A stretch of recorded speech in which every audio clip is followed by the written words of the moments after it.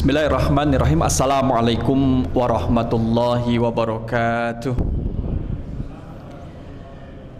Innal hamdalillah nahmaduhu wa nasta'inu wa nastaghfiruh wa na'udzu billahi min syururi anfusina wa min sayyiati a'malina may yahdihillahu fala mudhillalah wa may yudlil fala hadiyalah. Asyhadu an la ilaha illallah wahdahu la syarikalah wa asyhadu anna Muhammadan abduhu wa rasuluh la nabiyya ba'dah. Allahumma salli wa sallim ala nabina wa rasulina Muhammad sallallahu alaihi wasallam wa ala alihi wa ashabihi wa man tabi'ahu bi ihsani ila yaumiddin, amma ba'du. Bapak Ibu jamaah rahimakumullah, kondisi orang-orang mukmin yang ikhlas dalam beribadah kepada Allah, mereka ditempatkan di surga. Inilah yang akan menjadi pembahasan kita pada malam kali ini, sekaligus memotivasi kita apa perilaku-perilaku yang dilakukannya sehingga kita bisa meneladani dan termasuk mukminin al-mukhlisina ahlul jannah. Orang mukmin yang ikhlas dalam melaksanakan ketaatannya, maka mereka ditempatkan oleh Allah di surga. Surah Al-Ghasyiyah ayat yang ke-8. Yang menjadi terus kita kemudian mengulanginya untuk memotivasi dan mendapatkan pelajaran banyak sehingga kita terapkan dalam kehidupan kita. A'udzubillahi minasyaitonirrajim. Bismillahirrahmanirrahim. Wujuhu yawma idzin na'imah. Wujuhun yawma idzin, jadi muka atau wajah-wajah yawma idzin pada hari itu na'imah, yang berseri-seri.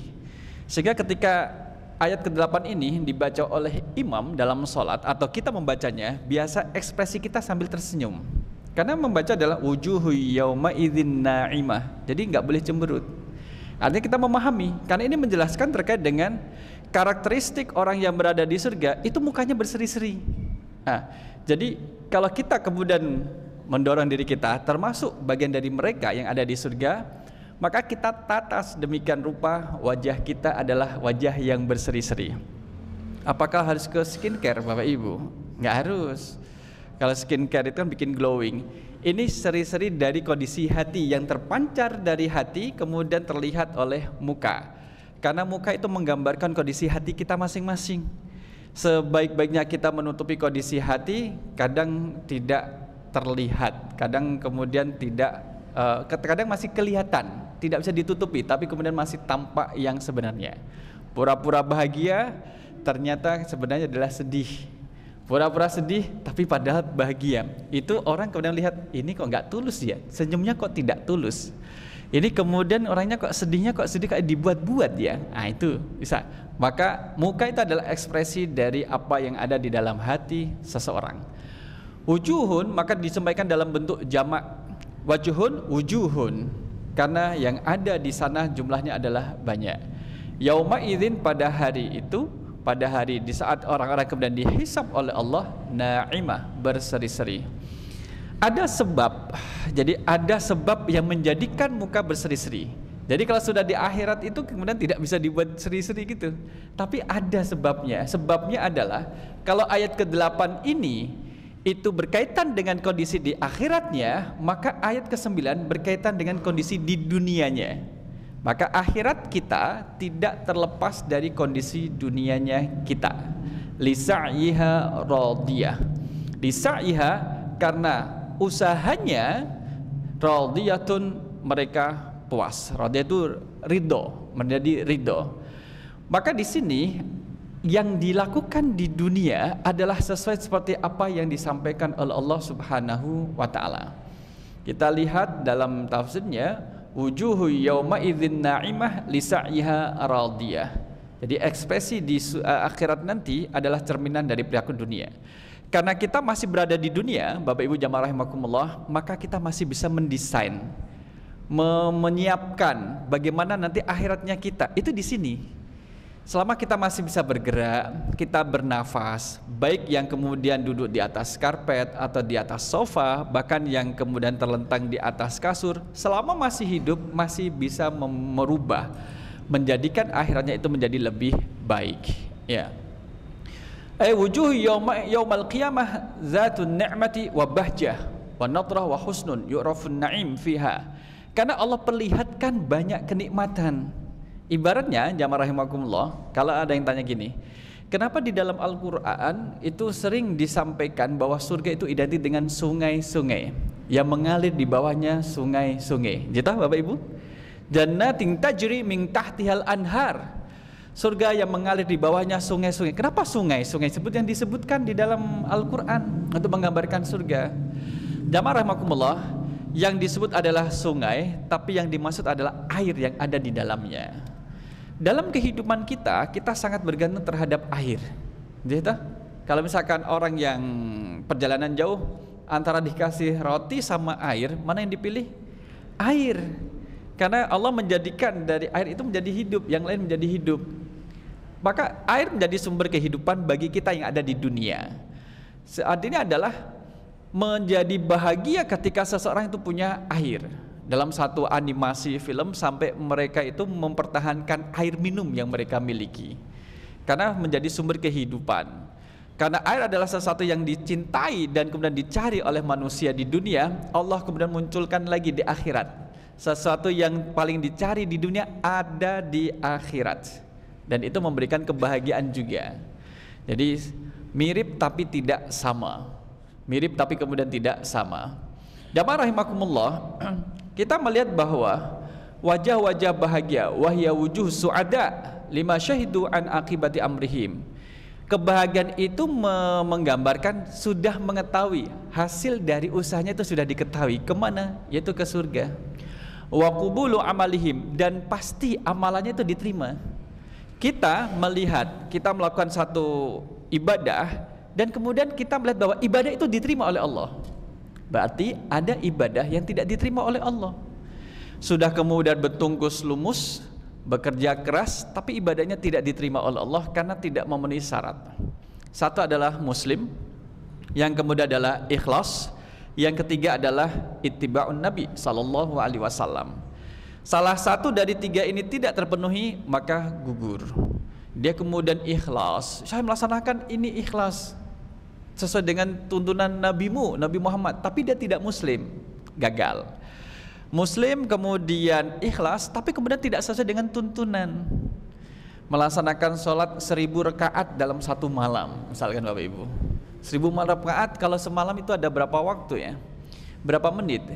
Kemudian dibagi 1000 dibagi dengan waktu menitnya, berarti satu rakaat berapa menit? Kemudian kita lihat apakah Rasul pernah sholat ya 1000 rakaat dan sebagainya. Apalagi dikaitkan dengan hari-hari tertentu. Atau kemudian dia muslim kemudian ikhlas tidak sesuai dengan Nabi, atau muslim dia sesuai dengan Nabi tapi kemudian tidak ikhlas. Nah, terkadang godaan kita pada yang kedua Bapak Ibu. Muslim sesuai dengan tuntunan Nabi kemudian tidak ikhlas. Ini yang tahu adalah kita, orang lain tidak tahu dengan apa yang kita kerjakan. Faya li amaliha alladhi amalathu fid dunya radiyah. Jadi yang dilakukan di dunia itu Allah ridho. Bagaimana menjemput keridhaan Allah dari amal ibadah kita? Kembali ketika tadi, kalau kita menjemput ridhonya Allah dalam ibadah kita, maka kita harus mengesampingkan dari hawa nafsu untuk menjadi orang yang populer, kemudian disebut namanya, kemudian menjauhkan diri dari pujian makhluk. Menjemput ridha Allah dalam amal ibadah itu Allah hanya mau minta yang bersih. Maka ikhlas, kalau sebagai simulasinya, ikhlas itu adalah menjaga kejernihan. Kalau misalkan ini air kita katakan jernih, maka kita menjaga kejernihannya. Jangan sampai ada daun yang nempel yang masuk di dalamnya. Kalau misalkan ada daun, langsung kita keluarkan, tidak boleh dia bersemayam dalam botol ini. Atau kemudian ada kapas, kita ambil, tidak boleh dia bersemayam di dalam botol ini.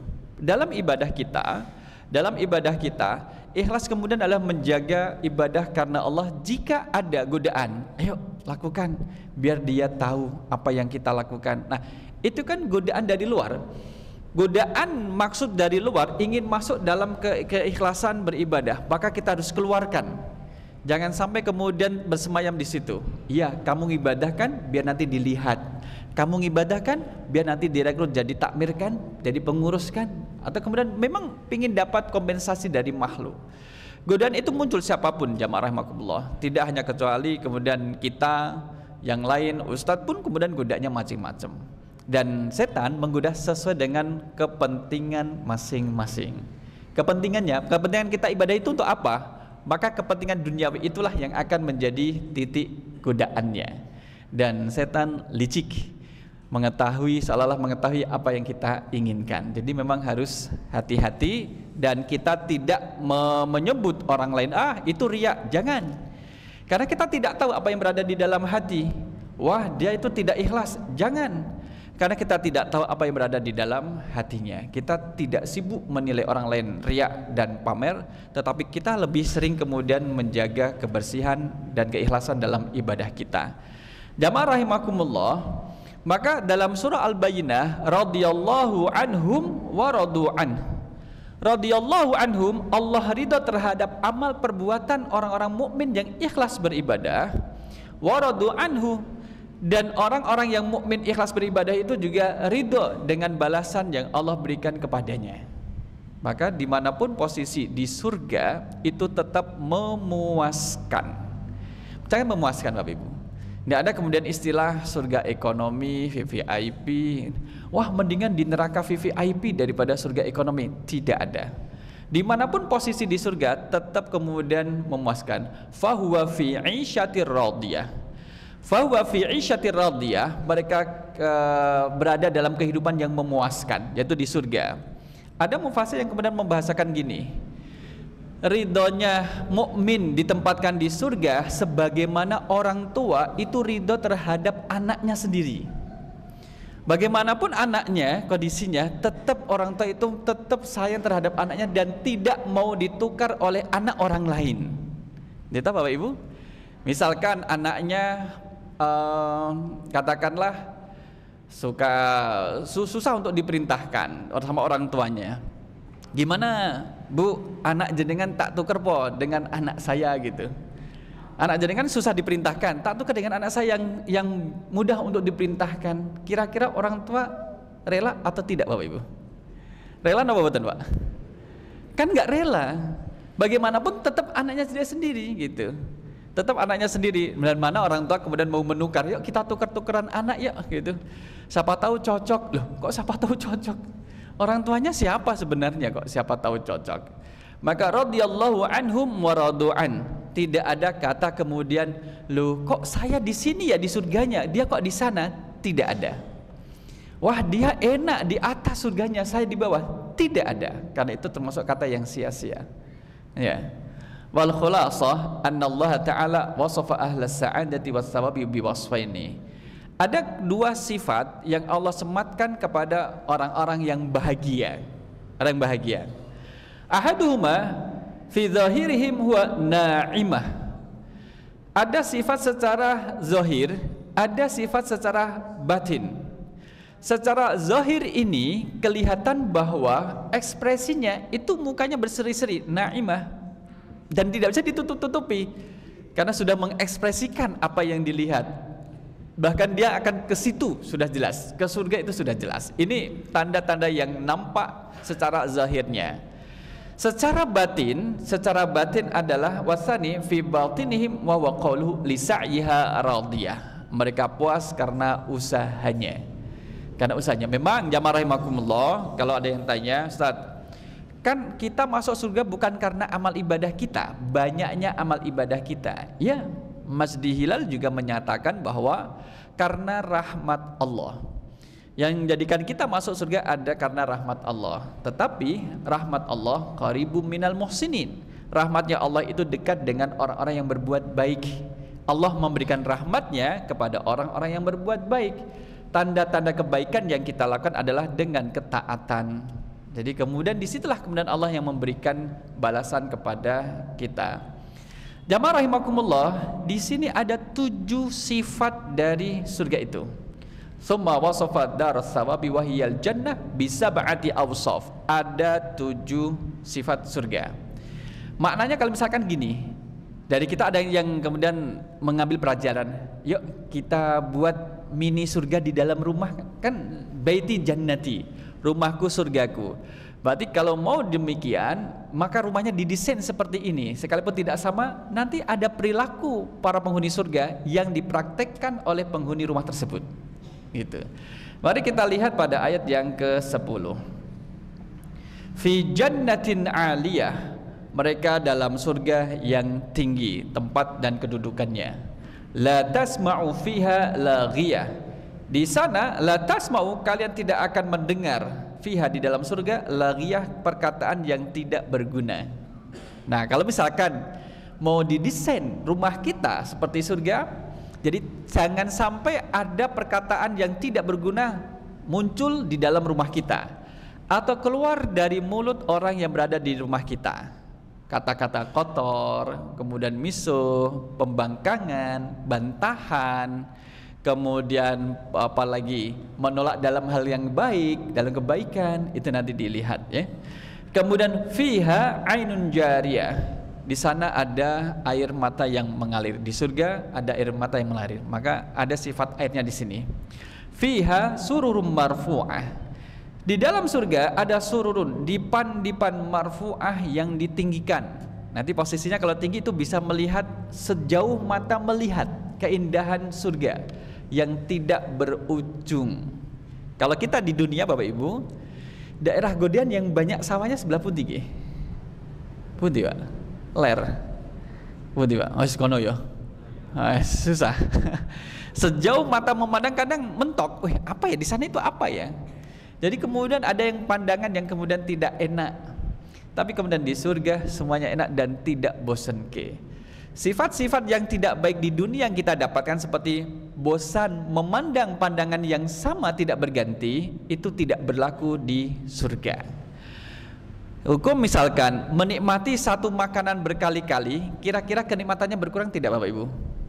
Misalkan dikasih semangka, sehari sekali makan semangka, wah seger, siang hari seger, kemudian sore hari seger. Lah besok dikasih sarapannya semangka, siangnya makan siang semangka, sorenya semangka Bapak Ibu, mau tidur makan semangka, kira-kira ngembon apa boten? Ngembon itu apa ge? Bosen.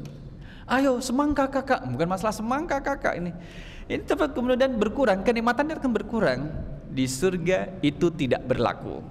Barang kemudian yang dinikmati terus menerus akan pada kenikmatan yang sama, tidak menurun sedikit pun kenikmatannya itu. Fiha sururum marfu'ah. Ini yang dipan-dipannya, berarti dipan-dipan di rumah ditata rapi. Maka ketika ada orang berbicara, mari kita rubah dunia menjadi lebih baik, kita masukkan dunia negara kita menjadi salah satu 5 negara terbesar berpengaruh di dunia. Lihat dia bagaimana dia bangun tidur aja tidak merapikan tempat tidurnya. Gimana mau merubah dunia? Merubah tempat tidurnya saja tidak dirapikan, selimut tidak dirapikan, spray tidak dirapikan, ditinggal saja. Kemudian disuruh orang lain untuk merapikan. Nah, mulailah merapikan tempat tidur. Sebagaimana mengawali aktivitas kita juga setelah bangun tidur. Wa akwabum mawdu'ah. Akwab jamak dari kub. Kubun adalah gelas. Mawdu'ah yang tersedia, tertata rapi. Dan kita jamaah rahimakumullah, kita tidak tahu gelasnya kayak apa. Jadi adalah tempat yang dipakai untuk minum. Kalau kita nanti lihat penjelasannya, berapa jumlahnya? Adadul kawakib, sejumlah planet-planet yang ada di alam raya ini. Jadi nggak ada yang antri. Terus nanti gimana kita nyuci gelasnya? Nggak usah dipikirkan. Nah, jangan. Ini di surga. Jadi cara berpikirnya cara surgawi. Jangan kayak di warung gitu. Wah nanti mohon maaf nanti kalau kita antri ke toilet bagaimana? Tidak ada dan sebagainya ya. Wa namariku masfufah. Wa namariku dan bantal-bantal sandaran masfufah yang tersusun. Dengan menawi persa Bapak Ibu, kursi yang kemudian ala-ala Arab itu kan pendek, nggak ada kakinya. Kemudian terus ada sandaran bantal untuk lengan, gitu. Nanti bisa dibayangkan kursi ala Arab, wes. Kursi, siapa tahu nanti jangan beli kursi ala Arab. Nah, ditunggu sampai keluar nanti gambarnya. Kita lihat yang lain. Tahu-tahu nanti muncul. Ya muncul nggak muncul. Nggak apa-apa. Anjir. Nah, kemudian jamaah rahimakumullah, itu kan kemudian sandaran, itu posisi yang bikin enak. Kalau kita duduk di sofa kemudian bersandar di samping kita ada bantalnya, itu enak Bapak Ibu. Enak, coba. Udah seperti itu posisinya, nggak ada utang, badan sehat, gerimis rintik-rintik, dibuatkan minuman hangat. Enak napa boten? Enak. Anjir, enak. Bisa kebayang nggih? Dibayang nggih. Wa namarikum masfufa wa zarabiyyu mabtsusah, dan permadani yang terhampar. Bapak Ibu, permadani atau karpet yang paling tebal yang pernah jenengan injak di masjid mana? Kalau dia itu lembut gitu. Di Solo? Di Solo ada yang kemudian lebih tebal lagi dan memang halus dan kemudian dia tidak meninggalkan bekas. Habis diinjak kemudian terus naik lagi. Tapi memang empuk gitu. Maka tidak boleh tidur di situ gitu. Karena saking enaknya ada yang kemudian luar biasa. Nah, permadani ini menjadi simbol ya, menjadi simbol kemewahan. Jadi orang yang kemudian di surga itu kemudian Allah sifati dengan kemewahan. Allah manjakan. Kalau ada yang bertanya, di surga kita masih sholat lagi enggak? Tidak. Di surga adalah menikmati ibadah yang kita lakukan di dunia. Allah memberikan balasannya. Ini loh balasanmu, silahkan nikmati sepuas-puasnya. Dan kemudian kita tidak akan pernah merasa puas, karena puas akan berhenti pada satu titik. Dan kita kemudian terus menikmati dari apa yang Allah siapkan di surga. Sifat yang pertama dari surga itu adalah fi jannatin 'aliyah la tasma'u fiha laghya. Maka orang-orang yang berada di surga yang mukanya berseri-seri dan bahagia itu posisinya tinggi. Ada dua makna, posisi tinggi karena memang tempatnya ditinggikan oleh Allah posisinya. Yang kedua adalah derajatnya ditinggikan oleh Allah. Sehingga kalau dilihat dalam surah Al-Muddatsir, kemudian surah Al-Muddatsir ini kita biarkan, kemudian kita sini. Surah Al-Muddatsir ayat yang ke-40. Ayat ke-40. Wahai wifi. Nggih. Bapak Ibu jangan lupa nggih, nanti setelah sholat Isya ada kajian. Nggih, udah disiapkan, sudah ada sofa. Kalau di masjid ini ada sofa berarti nanti ada kajian. Nah, sih. Berarti kalau udah sofa berarti pembicaranya luar biasa. Sih. Kita lihat dalam surah Al-Muddatsir. Mudah-mudahan bisa. Didoakan banyak orang, bisa. Ini mau menjelaskan terkait dengan posisi di atas dan di bawah antara penghuni surga dan juga penghuni neraka. 40, 41, 42, 43. Nah,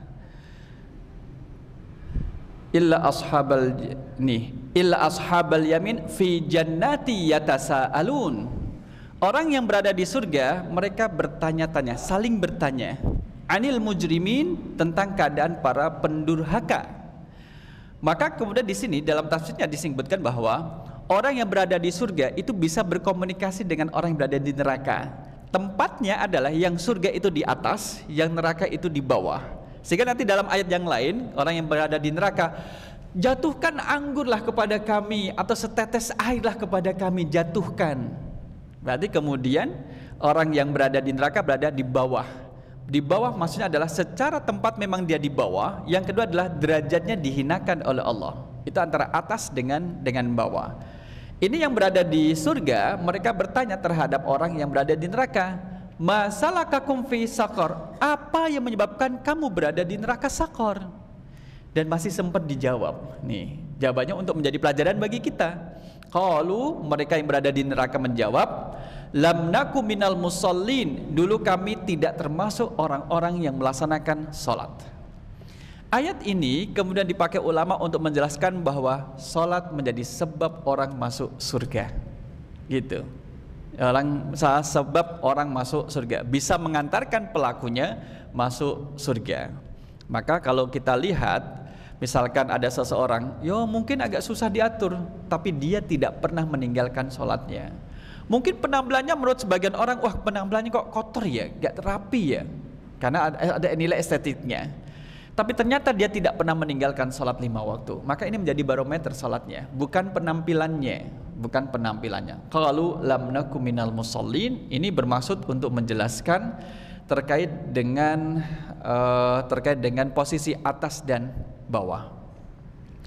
Jamaah rahimakumullah, maka posisinya adalah tinggi, ya.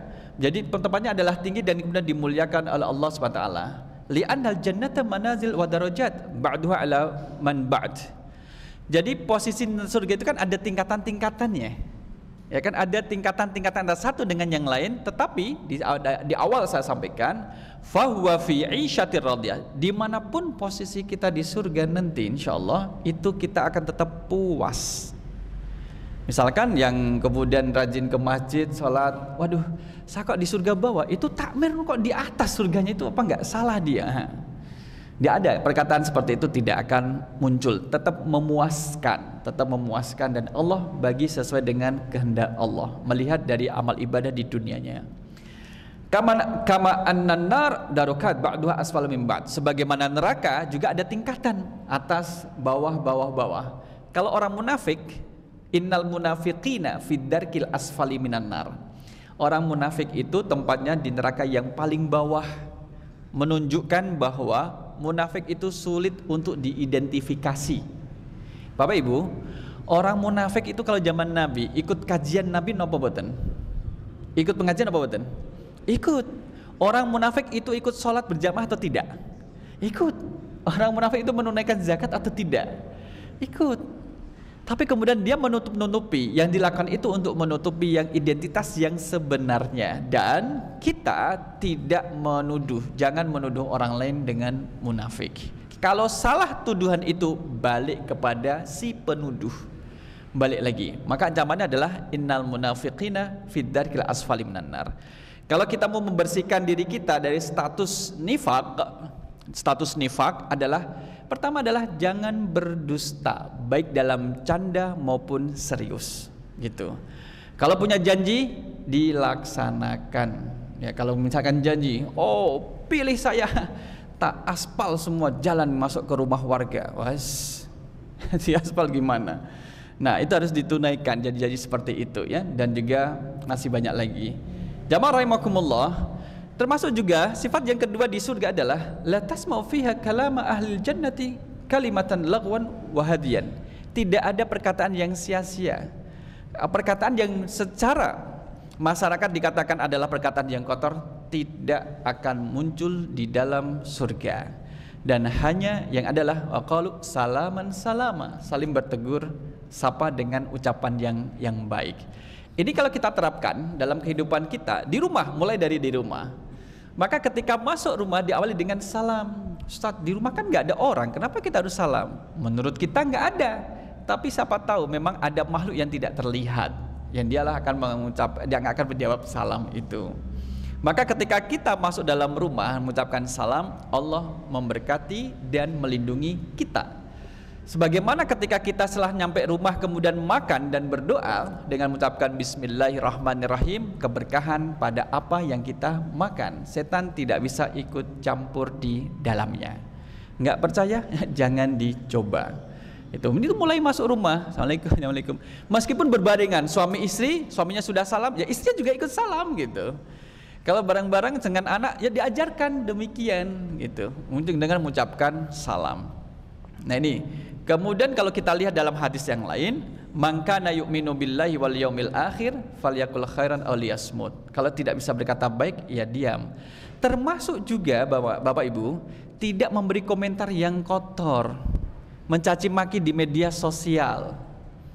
Jadi tingkat keberadaban dalam skala bangsa Indonesia yang disampaikan di Microsoft, tingkat keberadaban penduduk Indonesia itu masih rendah. Dikatakan rendah itu banyak yang mencaci maki. Coba kalau ada satu postingan yang katakanlah misalkan jalan berlubang dan sebagainya, itu kemudian banyak yang mencaci maki dan lain sebagainya. Sekalipun ada yang komentar baik, ini menunjukkan keberadaban kita. Kemudian ketika berada di rumah pun demikian. Kalau tidak bisa berkata baik, ya sudah diam. Ibu-ibu pernah nggak bapak kemudian lama-lama diam berlama-lama di rumah? Nanti tinggal ibu. Pernah lihat bapaknya itu suaminya diam di rumah? Kemungkinan sedang menahan amarah. Jadi kalau misalkan diluapkan dalam bentuk kata-kata, keluarnya adalah buruk, membentak istri misalkan, membentak anak misalkan. Jadi seorang ayah akan menahan, jangan sampai keluar gitu. Ada bapak-bapak yang tidak bisa marah di sini, Pak? Marah itu kan macam-macam. Ada dalam bentuk kata-kata, ada kemudian dalam bentuk sendok nasi kemudian dilempar dengan jarak pendek. Itu bisa jadi ekspresi marah. Kemudian marah itu. Nah, harus hati-hati mulai sekarang, karena kita ingin menjadi calon penghuni surga, maka hal-hal yang negatif sudah kita hilangkan. Jika kita jatuh, maka sedia untuk diingatkan. Katanya calon penghuni surga kok marah-marah, kan gitu, diingatkan. Jadi kalau nanti ibu-ibu misalkan bapaknya ngambek gak dibuatin kopi, bilang aja katanya calon penghuni surga kok marah-marah, gitu. Gantian bapaknya nggak ngasih uang belanja, istrinya marah-marah, katanya calon penghuni surga kok marah-marah. Maka harus saling memahami satu dengan yang lainnya. Ini dari kata-kata. Kenapa jamaah rahimakumullah? Hadis Rasul sallallahu alaihi wasallam ketika ditanya, suila Rasulullah sallallahu an aktsari ma yudkhilun nasal jannah. Rasul ditanya, Rasul, apa amalan yang menyebabkan banyak manusia kok pada masuk surga? Taqwallah wa husnul khuluq. Taqwallah wa husnul khuluq. Bertakwa kepada Allah dan berakhlak baik. Wa suila an aktsari ma yudkhilun nasan nar. Dan kemudian Rasul ditanya, Rasul, amalan apa yang menjadikan orang kok banyak masuk neraka? Ada dua lubang, al-famu wal faraj, mulut dan juga kemaluan. Nah, yang disebutkan di sini adalah mulut itu. Kalau dulu apa bahasanya? Mulutmu harimaumu. Kalau sekarang apa? Jarimu harimaumu. Sekarang itu dalam bentuk tulisan. Siapa yang komentar, apalagi kemudian jejak digital. Jadi masih tertulis, masih terjaga. Ini adalah sifat yang kedua, la lagu fiha wala ta'sim, tidak ada kata sia-sia dan tidak ada perbuatan dosa, dalam surah At-Tur ayat 23. Kemudian dalam surah Maryam ayat yang ke-62, la yasma'una fiha lagwan illa salama, tidak akan terdengar perkataan yang sia-sia kecuali salam, kata-kata yang damai, salam. Dalam surah Al-Waqi'ah, la yasma'una fiha lagwan wala ta'thima illa kilang salaman salama, hanya perkataan yang baik-baik. Perkataan yang baik-baik. Kalau dari kita ada orang yang tidak bisa miso, ayo miso, nggak bisa, saya nggak bisa, nggak kepikiran gimana lafal miso. Oh, itu bagus. Gitu. Jangan sampai dibentak, anaknya nggak bisa miso, masa kamu nggak bisa miso, dipisoi. Kita bersyukur anak kita tidak memiliki vocabulary kalimat yang kotor, tidak memiliki perbendaharaan kata-kata yang jelek, itu malah bagus dan memang harus dijaga. Ini perilaku, sifat yang kedua. Sifat yang ketiga adalah terkait dengan fasilitas. Allah memberikan fasilitas di surga. Tentunya fasilitas ini Bapak Ibu, kalau misalkan cari hotel saja kan lihat fasilitasnya. Cari sarapan gratis ada enggak? Wah, ini hotelnya murah, ternyata enggak ada sarapan gratis. Kemudian dicari bagaimana, berapa luasnya. Semakin luas kamar itu semakin mahal. Kemudian adalah service roomnya, semakin banyak service roomnya semakin mahal. Dan kita biasanya nyari yang kemudian yang mewah, bukan mepet sawah, memang mewah betul. Fiha ainun jariyah, fiha sururum marfu'ah. Karena di surga itu kemudian yanbu au ainun main tajri miyahuha wa tatadafaq bi anwa'il asyribati mustallidah as-safiyah. Jadi ada minuman yang kemudian jernih dan enak, tidak membosankan. Homer itu di dunia haram. Homer. Nah, nanti pembahasannya ada lagi nih.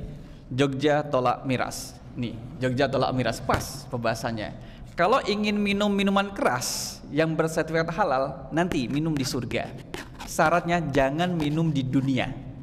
Nah, itu kalau sudah mendahului di dunia, nggak dapat bagian nanti di surganya, sudah didahului, gimana mau dapat? Maka yang kemudian menjadi haram di dunia menjadi halal di surga dan tidak memabukkan. Ada kemudian air susu, kemudian juga madu, yang kemudian sifatnya sama tapi kemudian rasanya berbeda. Jadi kemudian madu itu kan manis, dia suka manis tapi tidak enak di sini. Kalau Bapak Ibu minum madu tanpa air hangat, kalau langsung diminum kan rasanya enak di tenggorokan. Itu yang madu asli. Nah, madu asli. Kadang menjadi enak, aduh harus minum air, iya, untuk mendorongnya. Di surga tidak ada yang seperti itu. Enak menjadi enak. Fiha sururum marfu'ah. Maka di surga juga kemudian kita lihat bahwa dipan-dipan yang kemudian tersusun rapi, aliyah mafrusyah bima huwa na'imul mulammas. Jadi kalau disentuh itu halus. Halus. Kalau misalkan ditiduri, kemudian kalau kita berdiri dia balik lagi. Nah, kita kan kadang punya kasur ditiduri, habis itu kita bangun, gak balik-balik lagi. Masih kemudian penyok gitu. Maka di sini adalah memberikan kenyamanan bagi siapapun yang ada di atasnya, dan ini Allah siapkan bagi orang-orang yang berada di surga. Wara'a riyadal jannati wa na'imaha, dan melihat telaga-telaga surga dan kenikmatannya. Wa furushim marfu'ah, dan dipan-dipan yang ditinggikan dalam surah Al-Waqi'ah. Kemudian bahkan lebih daripada itu, Allah muliakan lagi orang-orang yang berada di surga. Wa akwabum mawdu'ah wa namarikum masfufah wa zarabiyu mabsusah. Yang tadi kemudian kita lihat di sini adalah ada unsur gelas tertata rapi, bantal-bantal sandaran, dan juga permadani. Permadani itu di atas karpet jauh lebih bagus dari karpet. Jadi permadani lembut. Bukan Pak Dani, bukan Permadani, bukan Samsul Dani, boten benten. Sama kalau Pak Dani juga lembut. Maka kalau ada namanya Dani biasanya lembut-lembut orangnya. Bukan lembut memang. Jamaah rahimakumullah. Maka kalau kita lihat bahwa gelas yang kemudian dipakai untuk minum, dan kemudian juga bantalan sandaran itu melengkapi kenyamanannya. Jadi full service yang ada di surga. Maka amalan-amalan yang menjauhkan kita dari surga harus ditinggal. Dalam satu hadis, la taqdab walakal jannah. Jangan marah, bagimu surga. Mafhum mukhalafah dari keterangan hadis ini adalah yang marah akan dijauhkan dari surga gitu. La taqdab walakal jannah. Jangan marah, bagimu surga. Kalau marah maka akan semakin jauh dari surga. Inilah kemudian beberapa hal yang dijelaskan oleh Dr. Wahbah Zuhaili terkait dengan kedudukan surga itu dan bagi para penghuninya. Nah, tadi kita mention yang terkait dengan minuman yang ada di sana adalah miras, ya. Maka nanti jangan tinggalkan.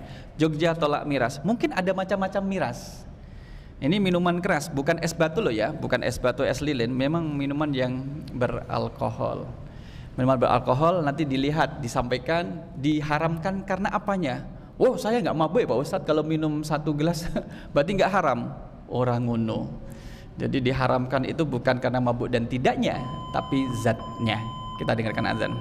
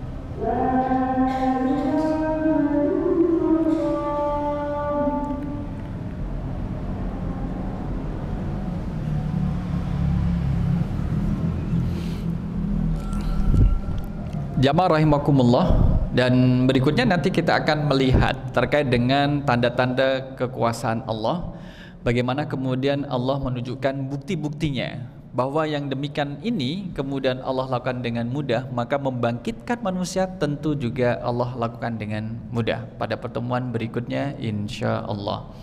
Demikian jamaah rahimakumullah pertemuan pada malam kali ini. Ada yang mau ditanyakan? Enggak ada. Kita tutup dengan doa kafaratul majlis. Subhanakallahumma wa bihamdika asyhadu an la ilaha illa anta astaghfiruka wa atubu ilaik. Aku qouli hadza astaghfirullah li wa lakum. Wassalamualaikum warahmatullahi wabarakatuh.